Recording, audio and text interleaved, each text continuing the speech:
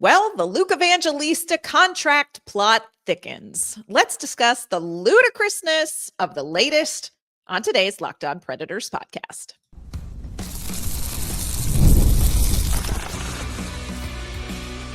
You're Locked On Predators, your daily podcast on the Nashville Predators, part of the Locked On Podcast Network, your team every day. Happy Tuesday, everybody. Welcome to the Locked On Predators podcast. We thank you so much for making us your first listen of the day. We are, of course, your free daily Nashville Predators podcast. We are a part of the Locked On Podcast Network, your team every day. Want to kick off our Tuesday episode the way we kick off all of our episodes, and that is with a heartfelt shout out to our Locked On Predators insiders and, of course, our everydayers who tune in to talk Nashville Predators hockey with us. I'm Ann Kimmel. I am a writer and co-host with Penalty Box Radio, and friends, I have a Thelma to my Hockey Louise. I forgot. We're trying new things now. You caught me off guard again. I am Emma, also known as Thelma, and I am an NHL reporter and host for the Hockey News. I know. We're just trying some things on for size, seeing what fits. We've got to take a twirl in the mirror and we'll, get back to you all. On today's show, Thelma and Louise are going to be talking about roster cuts that are continuing. Today, we're going to share who is on their way to Milwaukee for their training camp, who we may see stay here in Nashville, and who may return to Nashville at some point over the course of the season. Plus, friends, yes, that's right. The negotiations are at a standstill between Luke Evangelista and Barry Trotz. We are going to share the very latest news on that contractual holdout. All right, Thelma, let me just tell you what's real here. I almost want to drive off a cliff in a convertible with you about this topic. I mean, here we are. If you had asked me end of April, if we would even be discussing a contract with Luke Evangelista at this point, I would have bet the farm and I would have lost the farm. Because there is no way that I thought we were going to have an issue with this. No way I thought we'd have an issue with this. I still cannot believe this is unfolding. Yeah, this seems like the most slam dunk, straightforward negotiation, like as far as, RFA deals go. Like this was not one that I would have expected to be like the fact that if you had told me that Mason McTavish had signed a new contract before Luke Evangelista did, I would have said you were crazy. Yes. And add in the fact that it's almost October and he's still not signed. It's just, and you know what? I see so many different, different perspectives on it. A lot of the fan base, by the way, at least from what I can tell, has fully turned on Luke. And they're like, oh, just trade him. This isn't worth it. And it's like, okay, well, it's not really that simple. Right. To get to, because if you're going to trade him, you want value, and not a lot of big trades are happening right now because other teams are trying to see what they have. So again, like your best chance at getting maximum value out of Luke Evangelista is not to trade him right now. But either way, it does seem like, again, the fan base seems to have turned on Luke. A lot have, yeah. A lot. And then, there's the Barry Trotz of it all as well. And I'm like, I don't know why some people now are looking at Barry and like, why are you trying to nickel and dime this kid? And it's like, I get it, both sides. I really do. But it is getting to the point where this just seems ridiculous. I mean, neither side comes out of this looking good at the end of it. It's gone on for too long. No, this is a cluster flagnog, as we say here at Locked On Predators. This is a straight cluster flagnog. Yes. I love what you say. There is nobody who is going to come out of this at this point looking okay. Nobody is going to come out of this negotiations unscathed. I don't care where the number lands. The way that this has unfolded and continue to go on, it is a bad look. It is a bad look for the front office. It is a bad look for a young player. It is a bad look for the franchise. It is a bad look for the franchise. It is not a good look for the franchise. Now, it all the gastrointestinal feelings got stirred up yesterday. Elliot Friedman was quoted by the NHL Rumor Report saying, Luke Evangelista, I think they've got a number, as in the Predators, and they've kind of said, this is our number, and I'm not sure they've moved very far. I don't know how that one gets solved at this point in time. So I read that tweet and I was like, oh, hell no. Where Mason McTavish is back from Siberia, getting ready to play with the Ducks. What are we doing? So I went and listened to the entirety of just a very little segment on 32 Thoughts where Elliot Friedman addressed this. So I want to read this, Emma, in more of its entirety, just so that we get all of that conversation. This is what Elliot Friedman said. Quote, I'm so careful. I'm so careful this time of year because it's like with the Ducks, right? We kept on hearing no movement, no movement, no movement. The Ducks move and the deal gets done, right? So you have to be careful at this time of year. Back to Anne's voice here, stepping away from being Elliot Friedman for a minute. I do think it's worth acknowledging that for as ridiculous as this is and as dug in as it sounds like the two sides are, it is worth acknowledging that all this really is going to take is a phone call. Like, somebody pick up the phone. This is not an undoable deal. Am I right or am I crazy here? I mean, it shouldn't be undoable. I mean, again, that's why we all thought we wouldn't even be having this conversation right now. Yeah, it was doneable. It was so doneable back in April. Oh, man. Continuing on with what Elliot Friedman had to say, back in my Elliot Friedman voice. With Evangelista, I'm not sure how much the Predators have moved here. I've talked about the Jack Quinn deal 2 times, 3.37. This is a big year for the Predators, and it just seems to me like they want to show that this year is going to be different. And I think they've taken, I wouldn't even say it's a hard line. I think they've got a number and they've kind of said, this is our number. And I'm not sure they've moved very far. And part of this to me is just, they want to show that last year didn't go well. The tone of this year was going to be different. So I don't know how this one gets solved at this point in time. I have a lot of problems with this, Emma. Now, clearly I'm not allowed to go Stephen A. Smith because bowels will become in an uproar. So we're going to just keep it calm for the delicate nature of some of our listeners. The idea, and you and I have talked about this, is this some sort of statement from Barry Trotz that really doesn't have anything to do with Luke Evangelista? And with Elliot Friedman spitballing, speculating, as he says, they want to show that last year didn't go well. Friends, last year didn't go well because Luke Evangelista sucked. Now, I'm not saying he was fabulous, but let's be clear that the failure last year, when I think of, oh my gosh, what players didn't get it done, Luke Evangelista is very far down my list. Now, he's on it, but he's a little bit far down this list. Why do you think this is a statement by Barry Trotz? And how concerned are you if that's true? I hear that, and I think like they're trying to make a statement that last year was a fluke and that this year's going to be different. I agree with that conceptually. I'm like, good, yes, do that. But one thing does not connect to the other quite. I don't quite see, like you said, last year didn't go to hell in a handbasket because Luke Evangelista had a bad year. Like, right. You talked about the list. That list is everybody not named Philip Forsberg is on that list. Everybody. So, I just don't, I'm like, okay, I get it, but why is this the hill that you've decided to die on? Because if that's true, if that is related at all, because I mean, is it because Luke was the only RFA this year?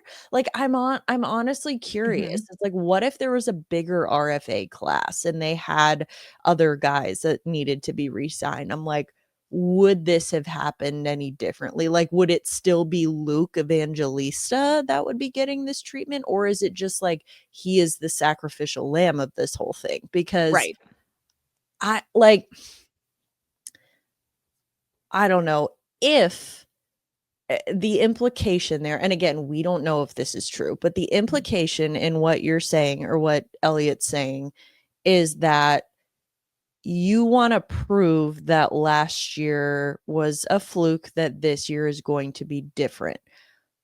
And because of that, you are withholding money from Luke Evangelista. What I hear in that is you are taking something away from one of your young players because you want to prove that these veterans aren't out to pasture yet. And you want to prove that they're better than they showed last year. I'm like, as a GM, frankly, that's not your job. Like, that's their job. That is Steven Stamkos's job to march back out there and be like, hey, you know what? Last year, not my best, but here's my best. Yes. And again, it's like, that's again how I interpret it. So it's like Luke Evangelista suffers as a result of that. And he gets opportunity or money taken away from him. Like, again, the disparity in the numbers here might be because like there is a disparity in the understanding of what role he is going to play on this team, because it's like, well, if we completely punt on last year and be like, all right, well, we're gonna try something new, then Luke Evangelista has a much larger role on this team, which in his defense would be, okay, well, if I'm going to play a larger role, you pay me more money. But then if Barry Trotz is coming back and saying, well, we still want to give the old guys a chance to prove that last year was not their best, so how about we give you a little less money? Again, I'm speculating that that's how these, that's the thought process. That's the thought process, yeah. Then it's like, well, you'll probably still play on the bottom 6 if you play at all, so we're gonna give you less money. Then he probably doesn't like that either. So it's like, I get why it's at a standstill right now, if that's the case. I mean, it just, again, by the end of this, neither side looks good. No. And it almost feels irreconcilable at this point, just because it's gone on for so long. Because it's different. Like, if either side had elected arbitration in this, that's just the process. That's what happens. You get in a room, it's uncomfortable, you listen to them list out all of your flaws, and you get past it. A third party decides, and it's fine. Like, it happens, it's part of the business. But this now, like, that you've decided to, since you're not doing this in arbitration, this is like, it's got to be getting personal at this point. Well, listen, I'm just going to throw this out here. I will arbitrate the fire out of this, and we can be done. We can be done with this. You know what? Call up some third person and be like, hey, flip a coin. We agree to whatever happens and move on. Coming up, we're going to talk a little bit more about this Luke Evangelista standstill. We're also going to talk about the roster moves that the Nashville Predators made yesterday.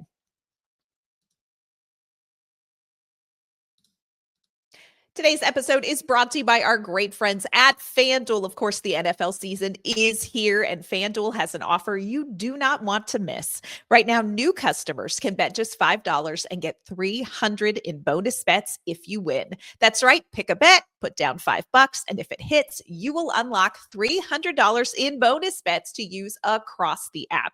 You're going to love how FanDuel gives you so many different ways to play. You can build parlays, try those player props, and follow live lines during games. It makes watching football even more exciting when you've got a little something riding on the action. Whether you are a casual fan or you love diving into the stats, FanDuel makes the game day experience so much better. So what are you waiting for? Visit FanDuel.com to download the FanDuel app today.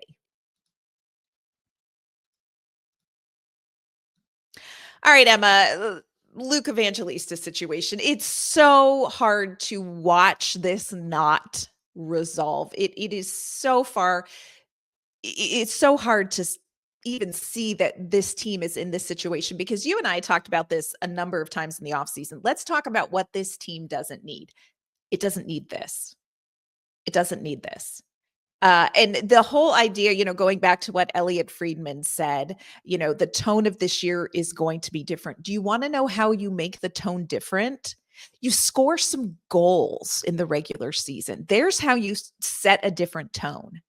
And I think it's really interesting if, in fact, this is Barry Trotz taking a hard line. I think it's really interesting, like you said, that this is the situation he's doing it in. Because remember, he had an option and an opportunity to make a statement that this season was going to be very different by making a coaching change. And he opted not to do that. And he explained his reasons why. And, you can like it, you can love it. He opted not to do that. So I come back to, of the things that are really going to show that this year is going to be different, not paying a 23-year-old middle six winger is just going to show them. It's not. It's like you are charging up Bunker Hill ready to defend it, and the battle is in Gettysburg, y'all. It's not even the same war. And that's what's happening if that is this hard line. And I agree with you. At this point, I think it's probably there is a value statement in the stance by the Predators about Luke Evangelista.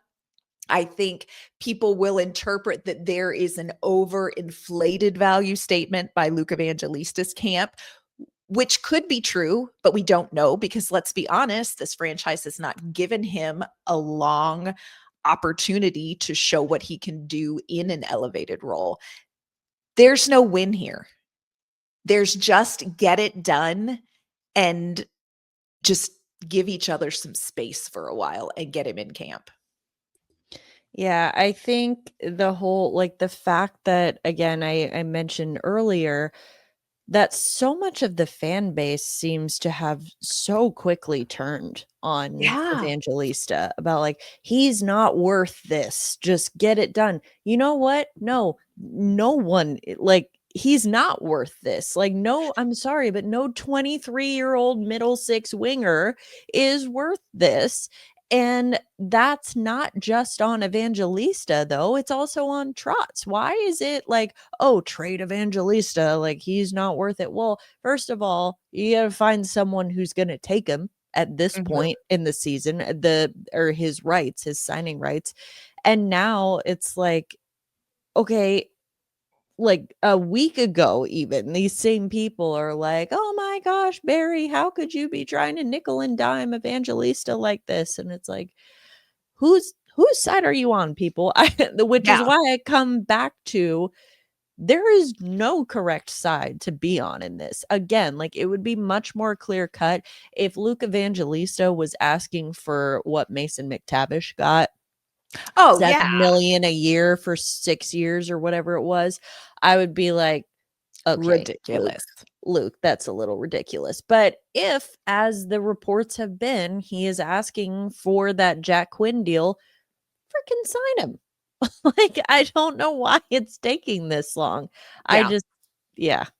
And the people who are saying this is ridiculous, you need to cut ties with him, and I would say to you, genuinely ask yourself this question. If you were at your job and you found out that a peer with similar experience, similar results as you did, was getting paid a mentionable, a significant, a decent amount more money than you were, wouldn't you want to bring that up with upper management? Wouldn't you want to say, hey, let's look at our numbers, let's look at our results, and then let's look at our paycheck? And people will say, well, he's a millionaire and it doesn't. That is what you are paid as an athlete. That doesn't mean that you surrender your value if you believe you have that value. Now, you can argue that maybe he isn't the same as Jack Quinn. The numbers tell you that he probably is. My thing with Luke Evangelista is that you don't need him necessarily for this season, but you're going to need him 3 seasons from now, or you're going to want to know if you need him 3 seasons from now, because 3, 4, 5 seasons from now, you want an experienced NHLer, and he's not going to be Philip Forsberg. We know he's not going to be Philip Forsberg. I mean, I'm not speaking anything over him, but that's just realistic. He's not going to probably be elite. We're not asking, and we're not 3.375 is not paying him like he is Philip Forsberg. Friends, there was not one player whose name wasn't Philip Forsberg who earned 3.375 million last year. That was an overpay up and down the roster. Yes. Unless you were Philip Forsberg. And you know what? I would say Nick Blankenberg, take a little bonus, you. Yeah. Why are we doing this? Yeah. Why are we doing? You want to show this year's going to be different? Get your ducks in a row before opening night. And then here's how you make next year different. Win some freaking games. And figure out, if you can't win games, what you can actually do to make things different. And it's not a standoff with a 23-year-old middle six winger. And what I keep coming back to, and I'm not sure, I mean, I said this earlier, I'm not sure I articulated it properly, but if you're Barry Trotz, and again, this is all if, I don't know if this is what he's thinking, but at this point, all we can do is speculate. So if you're Barry Trotz and you've decided that it's more important to you to prove that the 35-year-olds that you signed last year are better than they looked for 1 year, if that is more important to you than building a roster that's actually going to keep you competitive beyond just the next couple of years, then I seriously question your fit, you're fit to be a leader in this organization. Now, that's all hypothetical. Right. If that is correct. Right. If that is correct information. Yes. But I'm like, I think we've lost the forest for the trees, or whatever the metaphor is, that it's like, okay, can we focus on what's really important here? And again, I do think to some degree there is an element of Evangelista becoming a sacrificial lamb in all of this, because I think at the end of the day, none of this is really about Evangelista. It just can't be, right? It just can't be.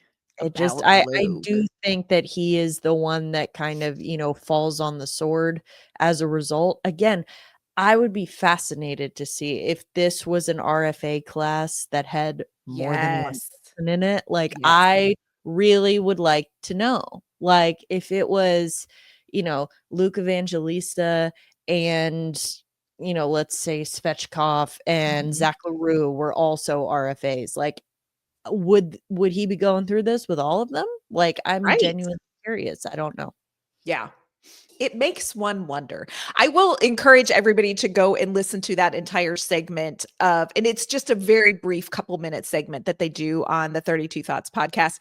They also point out, coincidentally, that the Nashville Lifestyles magazine's cover photo is Luke Evangelista. Yeah, and I thought it was very interesting. In the article is the 25 most beautiful people. They did note that Luke Evangelista has great hair, and then they joked about, like, do you really need a Luke Evangelista in the 25 most beautiful people when Roman Josi is already on your team? And then they made a joke about getting some swag that said Roman Josi is a dog compared to this guy. Which is just so funny. That's another thing that I've seen fans bring up, like, I'm like, this is just stop it with this argument right now about, like, well, if he's too busy posing for magazines and not getting a contract. Okay. You all, first of all, every took year, him like 45 minutes at the beginning of the summer. Get real. And every year there is a Predators player in the 25 most beautiful people. They have a partnership with the magazine. They do it every single year. It's like, just, it has to be done. I'm sure Roman Roman would be the most beautiful man every year because he is a beautiful man. But Mhm. I mean, Mark Borowiecki did it a couple Yes. years ago. I Yep. forget who it was last year, but like it's every year. There's always a So predator. Yeah. So this is not like Luke was not so busy posing that he missed Barry Trotz's call and right. misread the room. Like Yeah. this is not it. I do think it was funny because they were joking about the fact that like, okay, this kid is so good looking. Isn't that worth $500,000? He's like the cover boy on a magazine. And I'm like, look, if this team tanks, you are going to want entertaining players. And that doesn't have anything to do with how you look, but it's like you want to have players you can root for if you're going to try to do some sort of It's like San Jose. San yes, Jose is fun to watch because their players are entertaining. They yes. are bad. So is Chicago. Chicago is dismal to watch because they don't have any entertaining players. Mm-mm. So Yeah. it's all you gotta it's an Yep. entertainment business at the end of the day, which Barry Trotz has said he wants players that are gonna get people out of their seats. And Well, people are not going to be in their seats if this keeps up, friends. no. I'm just telling you. Regardless of whether Luke Evangelista, this situation gets resolved and is on the opening night roster, Nashville has made some other roster decisions. Coming up, we are going to talk through the latest roster cuts and what they may mean for the Predators next season. Today's episode is brought to you by our great friends at Monarch Money. Most people can't name all of their financial accounts or even what they're worth, whether it is your 401ks, properties, or investments. And when you don't have the full picture, you can end up leaving money on the table. That's why there is Monarch Money. It is an all-in-one personal finance tool that brings your entire financial life together in one clean, easy-to-use interface on your laptop or on your phone. Monarch is built for people with busy lives. If you have put off organizing your finances, Monarch is for you. It does the heavy lifting for you. You can link your accounts in minutes, see clear data visuals, get smart categorization of your spending, and finally feel in control of your money without ever touching a spreadsheet. Don't let financial opportunities slip through the cracks. Use code LOCKEDONNHL at monarchmoney.com in your browser for half off your first year. That is 50% off your first year at monarchmoney.com with code LOCKEDONNHL. All right, Emma, I hope I kept that at a level that was not uncomfortable for the Thelma to my Louise. So far, I'm not driving off the cliff, but I'm not saying my foot's not right there on the gas. I thought you did great. Although I will say, I don't know if anyone heard this, but at one point, I think actually it was while I was talking, but upper management had something to say about it. So that was while I was talking. So I Yeah. think you kept it in line Yeah. perfectly. That's an escalation when Minka's like, and then another thing. Mm-hmm. Like, Mm-hmm. Yeah. so the three of us said what we said. Of course, Luke Evangelista, we're still working on that. We're still workshopping what the heck that is. But we are 9 days away from opening night. We have waited. It's been the longest off season, you all. Still, of course, there is a week and a half left of training camp practices. There is one more preseason game coming up this weekend. It's a home game on Saturday. But Nashville did announce that they made some roster decisions yesterday. They placed some of these players on waivers, which means they're going to hope that if they clear waivers, they will end up in Milwaukee. They also sent players who are waivers exempt to Milwaukee. They are kicking off their training camp. And I believe Milwaukee has their first preseason game later in the week as well. The ones that were placed on waivers, Kevin Gravel, Jake Lucchini, Matt Murray, Navran Mutter, and Jordan Osterley.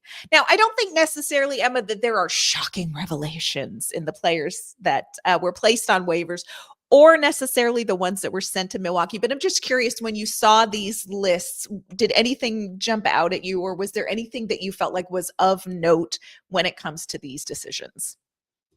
I mean, not for me, but I think that some people were like, oh my God, they placed these people on waivers. Y'all, it's because that's literally required in order for them to send them to the AHL. So guys like Nav Munner and Kevin Gravel, like they are not waivers exempt. They have to be placed on waivers in order to be assigned to the AHL. Yeah. The one that kind of stuck out to me from that group was Osterley as Yes. who I feel like, so everyone else in that group is kind of just like assumed this is a formality. We put them on waivers. They, for purpose of assigning them to Milwaukee. Osterley is kind of one that I feel like is like, if someone takes him, someone takes him. Yeah. Kinda just Yeah. like, "Yeah." Only because obviously they picked him up off of waivers last year from Boston when they were, dealing with a lot of injuries on the blue line. Now there's really no place for him. I get it. I'm not saying I disagree with it, but that one was like interesting to me. Yeah. Um, and then for other guys, guys who I think feasibly could have been on that list, just because of where they started the year last year or, whatever it is. I mean, guys like Nick Blankenberg, Spencer Stastny, still with the team. Not again, I'm not saying that that was the incorrect decision. It's just saying that it's, guys that maybe we wouldn't have been too shocked to see on that list are still with the team. So Yeah. Stastny, Blankenberg, Tanner Molendijk, and I mean he's waivers exempt, but Brady Martin, of course, is getting a longer look. Matthew Wood, Zach LaRue. So, I mean, Yeah. Yeah. I yeah. do think it was interesting that Osterley was placed on waivers, which, of course, like you said, that is the process. He may not be picked up by another team and may end up in Milwaukee. He may be somebody who is taken off of waivers. We'll just kind of have to wait and see. I do think it's interesting, though, because it feels a little bit to me like they are telling us, hey, you know what? We really like what we're seeing from the Stasnys, the Molendykes, Adam Wilsby, the Blankenbergs. And so we feel like we have enough here in these young players with potential that this isn't the necessity that we need right now. So I think that's going to be really interesting to see how the defense shifts out now that we know, like, Osterley, okay, step aside. What do we have left? Here is one that I'm not super surprised necessarily that he is headed to Milwaukee. I will be surprised if we do not see him in Nashville sometime this season, depending on injuries. And that's Cole O'Hara is headed back to Milwaukee. And look, there is nothing wrong with that decision to head, to give him some time in the AHL.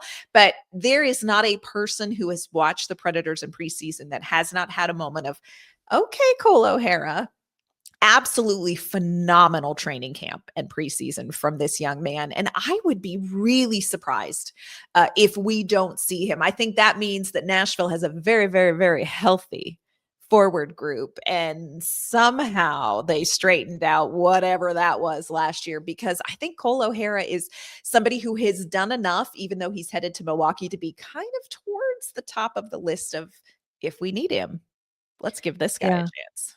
I think he's done a lot to move himself up that list. Like you said, not surprising that he's, not making the opening night roster. I don't think anyone would have expected that, but he's, I think it's good. He has definitely put himself on the radar of, everyone there. And, other guys who, maybe were kind of considered like bubble guys too. Of course, Oasis Weisblatt headed to Milwaukee as well. He's only signed to an AHL contract, so that makes sense.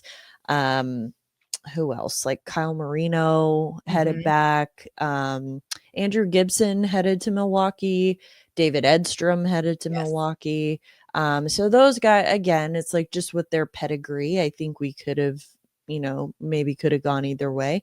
But I think, you've got guys like Joachim Kemmel, Ozzy Weisblatt still here. Matthew Wood, we still don't know what the status is with him after his little injury scare. So, I mean, we'll see. But, again, you hate to see injuries happen. but it has made some of these roster battles a little bit more interesting, It with really has. injuries, in the case of Nick Hague on defense, but in the forward group too. I mean, Luke Evangelista, that whole thing, we don't know what's happening. I mean, That and cluster flag nog. the cluster flag nog, the Weisblatts, of course, missing part of camp for just devastating reasons. Like, you weren't sure how that was going to pan out. So, I mean, it's made it interesting. Yeah.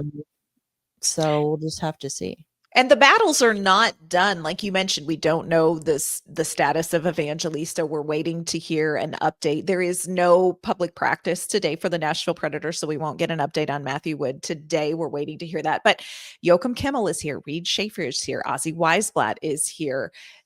There are still battles for roster spots here. And I think this is going to be a really important week for the Nashville Predators, especially when it comes to the forward group, because we need to start seeing what is potential for next week's opening night game and opening night roster. You really need to start dialing into that. And like we talked about on yesterday's show, seeing some cohesion, seeing some chemistry develop. So these battles are going to continue this week. Of course, Emma and I will bring you the news as we hear it about Matthew Wood. Of course, we will tell you if we ever hear anything ever again about Luke Evangelista, and kind of keep you posted on what we hear, especially in Milwaukee. Like I said, Milwaukee's kicking off their training camp, has a preseason game, so we'll be following the Admirals this season as well. Always a fun team to watch, and again, great potential in Milwaukee for a fun season.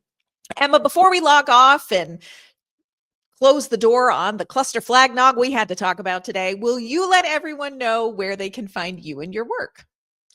Yes, you can find me on social media at Emma_Lingen, and you can find my work at the Hockey News. You can find me on social media at AnnK_Mama on Ice. You can find my work with Penalty Box Radio as well. Friends, that's going to do it for our Tuesday edition of the Locked On Predators podcast. We thank you so much for making us your first listen of the day. We hope you guys have a fabulous Tuesday. We'll see you here tomorrow.